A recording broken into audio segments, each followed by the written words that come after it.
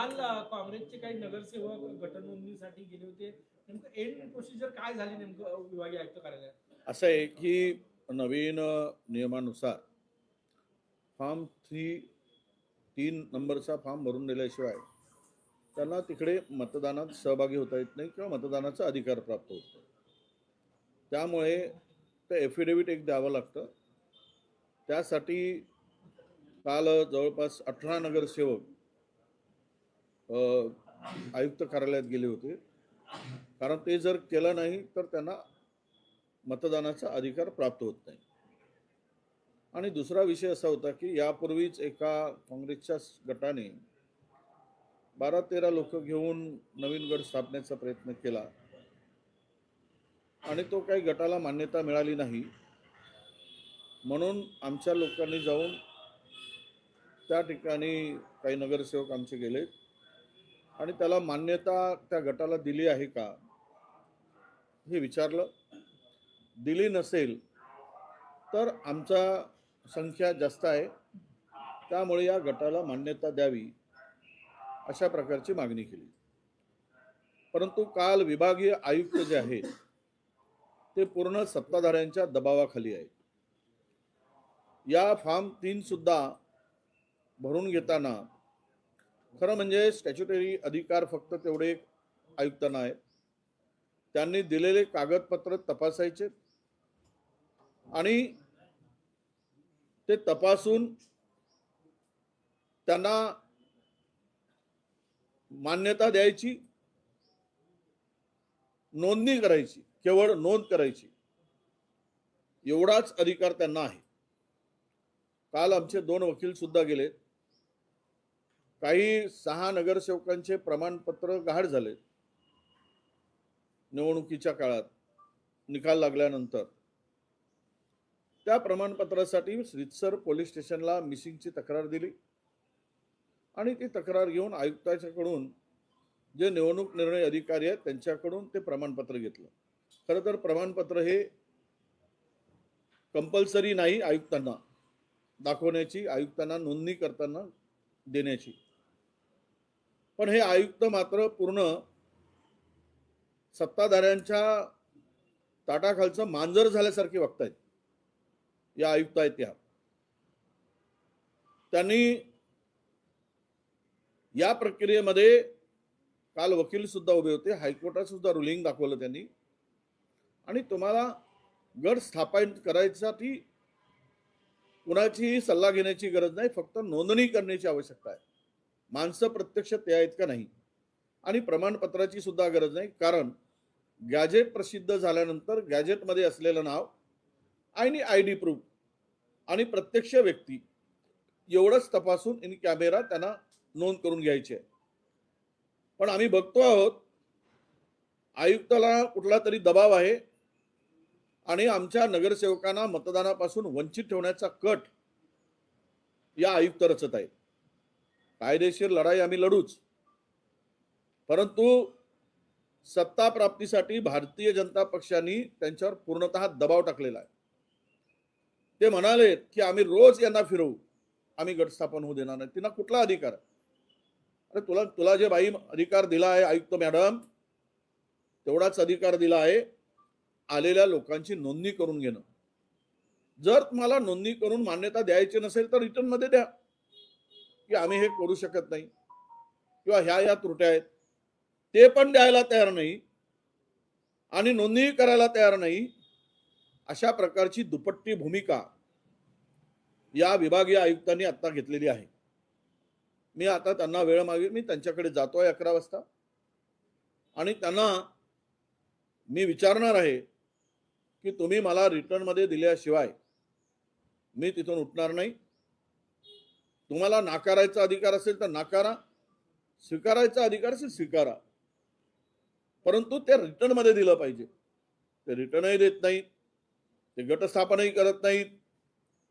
तुम्हाला बाकीच्या कोर्टात जायसाठी मार्ग मोकळा होतो, पण ते सगळं हँगिंग ठेवलेलं आहे, लटकतं ठेवलेलं आहे. आणि पूर्णतः या मॅडम राजकीय दबावापोटी काम करतायत, हे आता लपून राहिलेलं नाही. या सगळ्यामध्ये गंमत अशी की प्रमाणपत्राचा कुठेही त्याचा एक निर्णय, हायकोर्टाचे निर्णय, सुप्रीम कोर्टाचे निर्णय काल वकिलांनी दाखवले. ते म्हणते की लॉ अँड ज्युडिशरीचे आम्ही मत घेऊ, त्यांच्याकडे पाठवू. काहीच गरज नाही आहे. यांना केवळ स्टॅच्युटरी अधिकार आहेत नोंदणी करून घेण्याचा. त्या पलीकडे आयुक्तांना कुठलाही अधिकार नाही. आणि नोंदणी करून ती यादी तिकडे चंद्रपूर महानगरपालिकाच्या आयुक्ताकडे पाठवायचं आहे निवडणूक प्रक्रियेमध्ये सहभाग करण्यासाठी. गटाची नोंदणी करायची आहे हा वेगळा विषय. गट नोंदणी करत असताना तुम्हाला मान्य करायचं आहे, नाही मान्य करायचं आहे, तुम्ही करू शकत नाही की करू शकता. हे रिटर्नमध्ये मी काल पण त्यांच्याशी फोनवर बोललो, पण तेही ते तयार नाहीत. म्हणजे आम्हाला कोर्टात जाण्यासाठी अडवण्याचं काम सुद्धा करतायत. आणि स्वतःही मॅडम, या आयुक्त मॅडम निर्णय घेत नाहीत. हे पूर्णतः कायद्याच्या विरुद्ध आहे. ते त्या पदाचा ते दुरुपयोग करत आहेत. आणि आवश्यकता पडली तर मला त्यांच्या कार्यालयापुढे आज उपोषण करावं लागलं तरी मी करेल. पण आज मात्र त्यांना निर्णय द्यावा लागेल, येस आर नो, हो किंवा नाही. पण असं जे फिरवणं सुरू आहे आणि असं कुठेही नाही, प्रोव्हिजन नाही, कायदा नाही, कानून नाही, कुठला नियम नाही, हे सर्व आम्ही त्यांना दाखवलं आहे. जी माहिती मिळते त्या माहितीनुसार विभागीय आयुक्तांनी नगर विकास खात्याकडे या सगळ्या प्रकरणात काय करायचा याचा सल्ला मागितल्याची देखील माहिती समोर येते. नगर विकास खात्याचा संबंधच येत नाही, हेच आम्ही त्यांना सांगतो. अरे तुम्हाला नाकारण्याचा आणि स्वीकारण्याचा एवढा अधिकार आहे. गट करायचा, मान्यता द्यायची तर देऊ नका, आम्ही कोर्टात जाऊ. परंतु विभागीय आयुक्ताकडे जाईल, महिनाभर त्यांच्याकडे ते पेंडिंग राहील, तोपर्यंत सत्ताधारी आपलं काम करून मोकळे होतील. हे कट कारस्थान विभागीय आयुक्त रचत आहे. हे षडयंत्र असतं विभागीय आयुक्त. त्यामध्ये कुठल्याही अशा प्रकारचे काही गरज नाही की नगर विकासकडे पाठवायची किंवा लॉ अँड ज्युडिशरीकडे मत घ्यायची. तो यांना अधिकार आहे. यांना केवळ अधिकार काय आहे, आलेल्या माणसांची तुमच्या गॅजेट प्रसिद्ध झाला आहे, त्याच्यामध्ये नाव आहे, ID प्रूफ पहा, नाव पहा, तो नमुना 3 भरून दिलेला एफिडेव्हिट घ्या, नोंदणी करा. एवढाच अधिकार फक्त आयुक्तांना. आधी धानोरकर यांच्या गटाने जे पत्र दिलं होतं त्यानंतर दुसरा तुमच्या नगरसेवकांचं कालचं पत्र, असे 2 गट होणार असं काही कन्फ्युजन आहे प्रशासकीय पातळीवर. आणि त्यांना काय कन्फ्युजन करायचं आहे, त्याला काय, त्याचा काय संबंध आलाय? त्यांनी दिले, द्यायचं की नाही द्यायचं, नकार द्यायचं नकार देत, लटकून ठेवायची काय गरज आहे? हे कुणाच्या इशाऱ्यावर करतायत? उद्या कोऑप मेंबर आहे, गट मला मान्यता मिळाली नाही म्हणजे भाजपचे सगळे कोऑप मेंबर करणार आहे काय? उद्या आमच्या लोकांना मतदानापासून वंचित ठेवण्याचं काम चालू केलेलं आहे. काल आम्ही पाहिलं की प्रमाणपत्राचा सर्टिफिकेट जे हरवलेत त्या संदर्भात आम्ही आयुक्ताकडून सर्टिफाईड कॉपी घेतली. मग ते म्हणतात की पोलिसाची रिपोर्ट. काय अधिकार आहे या विचारायचा, या आयुक्तांना पोलिसाचा रिपोर्ट विचारायचा? तुमच्या विभागीय आयुक्तांनी त्याची सर्टिफाईड डुप्लिकेट कॉपी दिली हरवल्याची तक्रार दिल्यानंतर. नाही नाही, ओरिजिनल कॉपी पाहिजे पोलिसांची. कुठला अधिकारीला काहीतरी मॅडम वेळ काढून म्हणजे यातून पळवाटा शोधण्याचं काम करतायत. विजयी झालेले प्रमाणपत्र हरवले म्हणजे ते धानोरकर यांच्याकडे आहेत, ते हरवले म्हणताय तुम्ही कसं? नाही, धानोरकरकडे काय आहे तर तो मोठा विषय होईल. ते कोणाकडून घेतलेत मला त्याच्यावर बोलायचं नाही. पण जे प्रमाणपत्र नव्हते ज्यांच्याकडे, त्यांच्या मिसिंग झाले होते, 6 नगरसेवक आहेत, त्यांनी त्याची तक्रार दिली पोलीस स्टेशनला. हे तक्रार आहे. या तक्रारीमध्ये नुसार आम्हाला ते सर्टिफाईड कॉपी डुप्लिकेट प्रमाणपत्र मिळालंय आणि ते ओरिजिनल सहीचं आहे. विषय संपला. त्यांना सुद्धा नोंदणी करताना 6 नगरसेवक कसे मतदानापासून वंचित राहील ही विभागीय आयुक्त षडयंत्र रचत आहे आणि सत्ताधाऱ्यांच्या भरोशावर हे काम सुरू आहे मॅडमचं. हो, आज दिल्लीमध्ये तुमची या संदर्भात बैठक असल्याची माहिती आहे. केसी वेणुगोपाल तुमची बैठक घेणार आहात, तुम्ही जाणार आहात का? काय नेमकं हायकमांड आता याच्यात असतं? नाही, बैठक होऊ देत. आता बोलवलं आहे, आम्ही सांगू सगळी वस्तुस्थिती आणि हायकमांड जो निर्णय देईल त्याप्रमाणे पुढची कारवाई होईल. बरिये बुके यांनी टीका केली आहे तुमच्यावर की काँग्रेसचे स्वप्न भंग झालेले आहेत, वडेट्टीवारांचे पोट दुखत आहे, वडेट्टीवार यांनी भविष्यवाणीचा कोर्स केला पाहिजे, अशा प्रकारची टीका परिणय फुके यांनी भंडाऱ्यात केली. कसं बघताय? भंडारा जाऊन परिणय फुके काय बोलतात त्याला मी फार महत्त्व देत नाही आणि परिणय फुकेला महत्त्व देण्याची मला गरज वाटत नाही. हो, तुमच्या मदत वडेट्टीवार कोण आहे काय आहे हे महाराष्ट्रातील जनतेला ठाऊक आहे आणि आम्ही काय निकाल दिला आहे तुमची आम्ही चंद्रपूर जिल्ह्यात सुचवली. त्यामुळे अशा प्रकारचे वक्तव्य करून पडदा टाकण्याचं काम करू नका. राष्ट्रवादीच्या विलिनीकरणाबाबत मोदी शहांचं अप्रुव्हल होतं, त्यांना माहिती देण्यात आली होती, अशी माहिती पवार गटाकडनं मिळते, काय सांगा? नाही, खरं म्हणजे मला त्यांच्या अंतर्गत बोलायची गरज नाही, पण आता एक उद्योगपती येऊन या दोन विलिनीकरणासाठी समिट घडवून आणताय. अट एवढीच घातली आहे की हे विलिनीकरण होत असताना यांनी एनडीएला पाठिंबा द्यावा, यावर एकमत होणं बाकी आहे. बाकी मध्यस्थी गुजरातचे आणि देशाचे एक मोठे उद्योगपती त्यांनी मध्यस्थी करायसाठी प्रयत्न सुरू केल्याची माहिती माझ्याकडे आहे आणि त्यातून हे विलिनीकरण झाल्यानंतर पुढे एनडीए बरोबरच या मंडळींनी राहावं अशा अटी आणि शर्ती घातल्या आहेत. त्या अटी शर्ती जर मान्य असतील तर ते विलिनीकरण होईल असं मला दिसते. हो, प्रतिभा जानोरकरांनी स्टेटस ठेवलेला आहे, जन्मे जाने वाले घोडे 12 तुम्ही नाही नाचते, अशा पद्धतीने काल रात्री स्टेटस ठेवलं त्यांनी 10:30 आजच्या काही घडामोडी, काल रात्री झालेल्या घडामोडीच्या पार्श्वभूमीवर स्टेटस आहे. नाही, मला हे कोण काय स्टेटस देते याला काही हे नाही. म्हणजे बिना परिश्रमाने ज्यांना काही मोबाईलच हाताळून स्टेटस ठेवायचं असेल तर त्यांना त्या स्टेटसला कोणी काही महत्त्व देण्याची गरज वाटत नाही. पुण्यात पुरुष लाडकी बहीण योजनेचे 1200 बनावट लाभार्थी उघडकीस आलेले आहेत. पुण्यात लाडक्या बहिणीचे 1200 लाडक्या बहीण योजनेचा लाभ जो आहे तो पुरुषांनी घेतलाय, 1200 लोकांच्या नावावर. आता बायकोचं नसेल खाता तर नवऱ्याने घेतला तर काय फरक पडतो? द्यायचं बहिणीलाच आहे ना. नवरा बायको काय यांच्या 1200 रुपया 1500 रुपयापासून काय डिवोर्स घेणार आहेत काय? नाही, आता 1500 भेटणार, माझं अकाउंट नाही म्हणून नवऱ्याला सोडणार आहे काय? बायकोचं नसेल खाता, नवऱ्याच्या खात्यात गेले असतील. तपासा ना, विभक्त राहतात काय, एकत्रच राहतात ना. द्यायचे 1500 आणि गोष्टी करायच्या 15,000च्या लंब्या चवळ्या, याला काय अर्थ आहे काय? काल संजय राऊत यांनी राज्यसभेत जो आरोप केलेला आहे की ऑपरेशन लोटसचा भाग आहे का अजितदादांचा अपघात, इतक्या मोठ्या गंभीर प्रकरणात शरद पवार यांनी म्हटलं होतं की यावर राजकारण करू नये, त्यानंतरही संजय राऊत यांचं असं वक्तव्य कसं बघता तुम्ही? असं आहे, या संदर्भात फार मोठा असंतोष जनतेमध्ये सुद्धा आहे. लोकांना अजितदादांचा मृत्यू अजिबात जो अपघात झालाय तो पटतच नाहीये. त्यामुळे हे अनेक तर्क वितर्क सगळी कळली जात आहेत. कोणी तर असं म्हणतायत की ते अजितदादा अजून जिवंतच आहे, कोणी म्हणतायत 6 जण होत्या त्यातली 5च मृतदेह कसे निघाले, आणि कोणी म्हणतायत की ते पायलट वेळेवर काय बदलला. हे असे अनेक गोष्टी शंका घेण्यासाठी आहे. त्यामुळे एवढ्या मोठ्या नेत्याचा, लोकप्रिय नेत्याचा मृत्यू होतो त्यावेळेस हे संपूर्ण चौकशी होणे आणि यातून दूधचा दूध पाणी का पाणी होणं. काल जे तो पत्रकार उर्फ नेता बन जो म्हणला ना, त्या बनच्या म्हणण्याप्रमाणे ही चौकशी त्याने म्हणलं की वडेट्टीवारांनी पुरावे द्यावेत.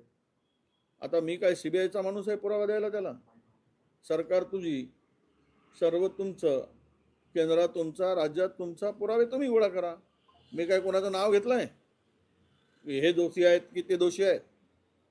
म्हणजे हे तर उलटा चोर कोतवाल को पूछे, तेरे पास में प्रूफ क्या है, चोरी का माल खुद के हात में नाही, असा तो प्रकार आहे. त्यामुळे संजय राऊतांच्या आरोपाच्या संदर्भात फार गांभीर्यानं घेतलं पाहिजे.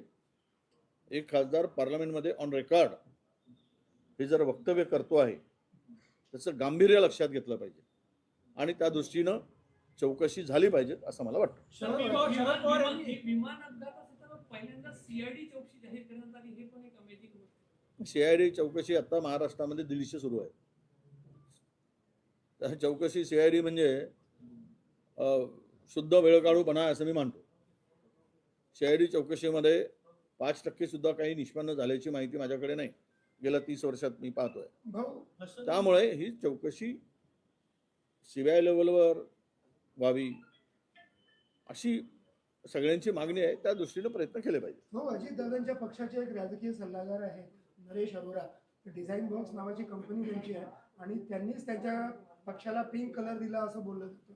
पण त्यांच्या निधनानंतर ते त्यांच्या बैठकीत सुद्धा पक्षाच्या बसले, पण त्यांना नंतर बाहेर काढण्यात आलं. राजकीय पक्षांसोबत हे जे सल्लागार कंपन्या यांची ही जी पद्धत आहे अशी नवीन, काय बोलाल? नाही, सल्लागार कंपन्या या निवडणुकीच्या स्ट्रॅटेजीसाठीच बनवल्या जातात किंवा काम करतात.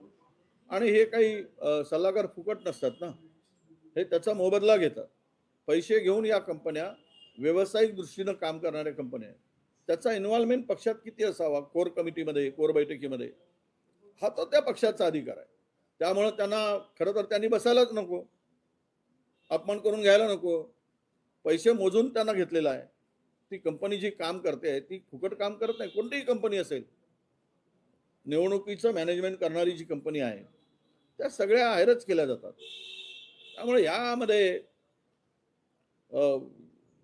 फार काही नवीन आहे असं मी मानत नाही. हो, हसन मुश्रीफ असं म्हणाले की दादांशी चर्चा झाली होती की ते म्हणायचे की दोन्ही राष्ट्रवादी एकत्र यायला पाहिजे. हसन मुश्रीफच्या डोळ्यातील अश्रू आणि भावना मी पाहिलेत. अनेक नेते, अनेकांच्या डोळ्यात पाणी पण नव्हतं. अनेकांच्या डोळ्याचे भाव सांगत नव्हते की चेहराही सांगत नव्हता. मी नाव घेणार नाही. पण हसन मुश्रीफांचा जे आक्रोश होता की त्याचे जे डोळ्यातील अश्रू हे प्रामाणिक अजितदादावर प्रेम करणारे होते असं दिसतात. एक मुस्लिम नेता इतकी वर्ष त्या अजितदादांच्या बरोबर काम करताना मला वाटतं की सर्वाधिक दुःख जे पाहिले राजकीय नेत्यातील इतर, त्यामध्ये त्यांच्याचे भाव सांगून जातात. आणि त्यामुळं मला वाटतं ते नक्की खरं बोलत असतील हे मी 100% खात्रीने सांगू शकतो. अजितदादा एकत्र करण्यासाठी तयार होते अशा संदर्भातली माहिती दिल्लीच्या सूत्रांना होती, म्हणजे दिल्लीच्या वरिष्ठ पातळीवर भाजपच्या नेत्यांना होती अशी माहिती. एक आपल्याला सांगतो, हे दोनही पक्ष फोडले कोणी? भारतीय जनता पक्षाने. या दोनही पक्षाचे विभाजन त्यांच्यामुळेच झालं. आणि हे सर्व करणारे जर दिल्लीच्या इशाऱ्यावर होत असेल तर त्यांना फोडण्याचा अधिकार जसा आहे तसा विलिनीकरणाचा अधिकार सुद्धा प्राप्त झाला असेल. म्हणून त्या पद्धतीनं हे स्टेटमेंट केले जातात असं माझं मत आहे. और जिस तरीके से संजय राउत ने राज्यसभा में जो बयान दिया है, कैसे देखते हैं? उन्होंने फिर एक बार अजीत पवार की दुर्घटना की तरफ संदेह जताया.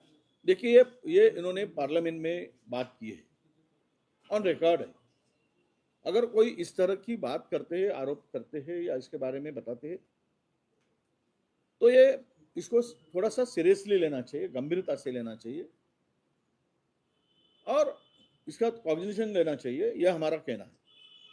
रहा सवाल इस आरोप के पीछे की चौकसी हो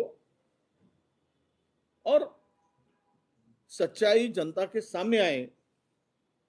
अभी भी कोई महाराष्ट्र के लोगों को ये जो विमान का क्रैश हुआ ये अभी भी नहीं पट रहा है कि अजित दादा का मृत्यु इस हादसे में हुआ है. तो सच्चाई सामने आने के लिए इसकी उच्च स्तरीय जांच हो और विशेष रूप से संजय जी राउत साहब ने जो कहा है ऑन फ्लोर, वो कई बाहर ऐसा बात नहीं किया है. उन्होंने तो फ्लोर पे बात किया है, पार्लियामेंट के अंदर में बात किया है. तो इसको सीरियसली लेकर इसकी जांच हो, इसके पीछे का पूरा राज ओपन होना चाहिए ऐसा हमें लगता है. अमेरिका ने भारत पर जो टेरिफ लगाया था उसे घटाकर 18% कर दिया गया है.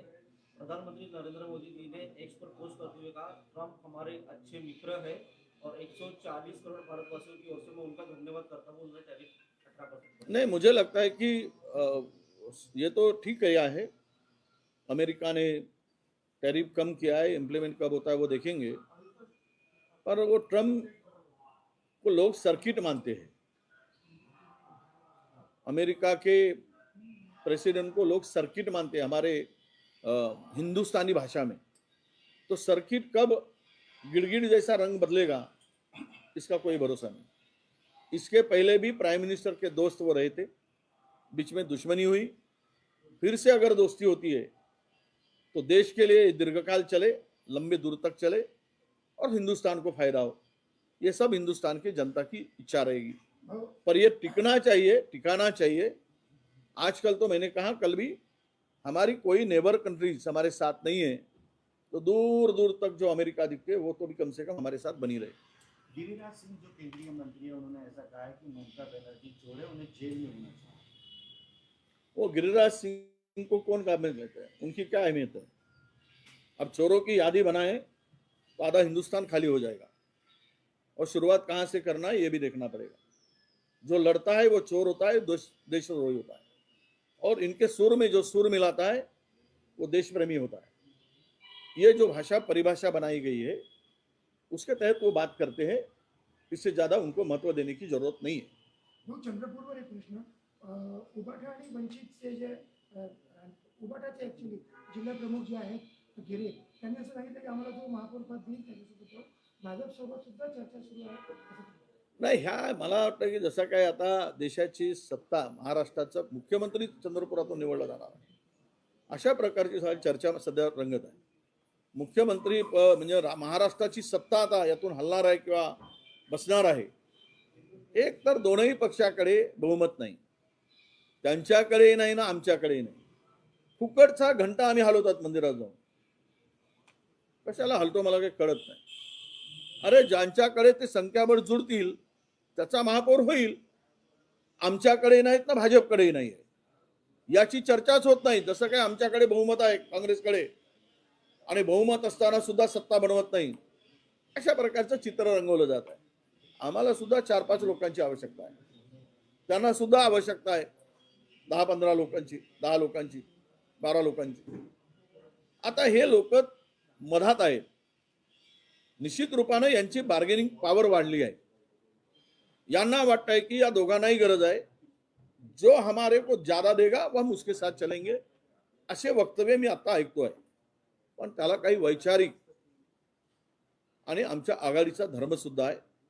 मला विश्वास आहे शिवसेना उभाटा या परिस्थितीमध्ये भाजपला सहकार्य करणार नाही। कुठल्याही प्रलोभनाला आणि पदाला बळी न पडता ते आमच्या बरोबर राहील असा मला विश्वास आहे। थँक्यू।